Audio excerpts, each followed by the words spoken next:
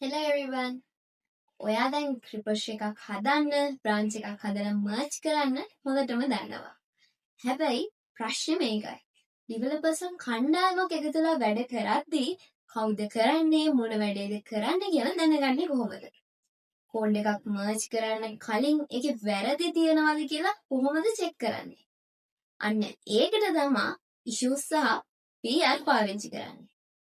අද වීඩියෝ එකෙන් මම කියලා දෙනවා මොකද්ද මේ ඉෂුව එකක් කියන්නේ මොකද්ද මේ පුල් රික්වෙස්ට් එකක් කියන්නේ සහ සැබෑ ලෝකෙ මේවා පාවිච්චි වෙන්නේ ඇයි කොහොමද කියලා. ඔයා මේ සීරීස් එක මීට කලින් කරපු වීඩියෝස් බැලුවේ නැත්නම් මම ඔයාලට ආරාධනා කරනවා මුලින් මේ වීඩියෝස් බලලා මේ වීඩියෝ එකත් එක්ක සම්බන්ධ වෙන්න කියලා. එහෙනම් අපි වැඩේ පටන් ගමු. අපි මුලින්ම බලමු මොකද්ද ඉෂුව එකක් කියන්නේ කියලා. ඉෂුව එකක් කියන්නේ ප්‍රොජෙක්ට් එකට කරන්න තියෙන to do list එකක් වගේ. ඔයාලට පුළුවන් ප්‍රොජෙක්ට් එකේ තියෙන බග් එකක් ගැන රිපෝට් කරන්න, අලුත් ෆීචර් එකක අයිඩියා එකක් ඔයාලට යෝජනා කරන්න පුළුවන්. ඊළඟට කරන්න තියෙන ටාස්ක් ටික ලකුණු කරලා තියන්න ඔයාලට ඉෂුව එකකින් පුළුවන්. උදාහරණයක් විදිහට ගත්තොත් ලොගින් බටන් එක වැඩ කරන්නේ නැහැ කියලා කවුරු හරි දැක්කොත් ඒක ගැන ඉෂුව එකක් ඔයාලට GitHub repository එකට දාන්න පුළුවන්. ඇයි අපිට මේ ඉෂුස් ඕන වෙන්නේ? ප්‍රොජෙක්ට් එකේ මොනවද වෙන්න ඕනේ කියලා හැමෝටම පැහැදිලි කරන්න පුළුවන්. ඒ වගේම ඉෂු එකකින් ඩෙවලොපර් කෙනෙක්ට ටාස්ක් එකක් අසයින් කරන්න පුළුවන්.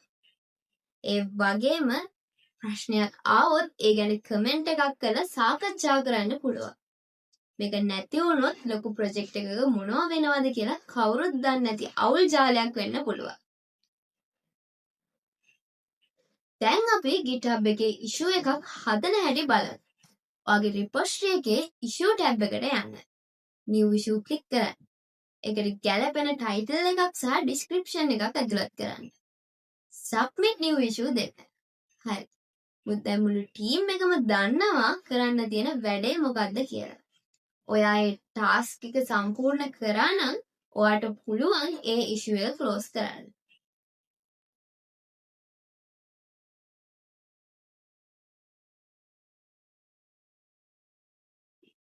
දැන් අපි බලමු මේ සීරීස් එකේ වැදගත්ම වචනය. pull request PR. සරලවම කිව්වොත් PR එකක් කියන්නේ මම මේ කෝඩ් එක වෙනස් කරා කරුණාකරලා මේක බලලා ප්‍රධාන කෝඩ් එකත් එක්ක එකතු කරන්න පුළුවන්ද කියලා කරන ඉල්ලීමක්.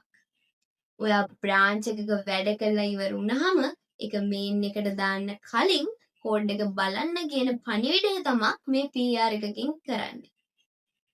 ඇයි මේක මෙච්චර වැදගත් වෙන්නේ? ඔයා කරපු කෝඩ් එක තවත් කෙනෙක්ට චෙක් කරන්න, එතකොට ඒකේ වැරදි තියෙනවා නම් මර්ජ් කරන්න කලින් හොයාගන්න මේක වැදගත් වෙනවා. ඒ වගේම ටීම් එකේ අයට පුළුවන් ඔයාගේ කෝඩ් එකේ යම් තැනක ප්‍රශ්නයක් තියෙනවා නම් ඒ ගැන කමෙන්ට් එකක් දාන්න සහ ඒ ගැන අයිඩියාස් ෂෙයා කරගන්න. අපි බලමු PR එකක් දාන්නේ කොහොමද කියලා.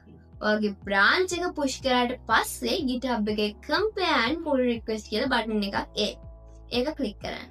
ඔයා කරපු දේවල් ගැන විස්තරයක් ලියලා create pull request දෙන්න. දැන් ටීම් එකේ අයට පුළුවන් මේක රිවිව් කරන්න. හැමෝම කැමති නම් අවසානයේදී merge pull request ක්ලික් කළාම ඔයාගේ කෝඩ් එක main branch එකට එකතු වෙනවා.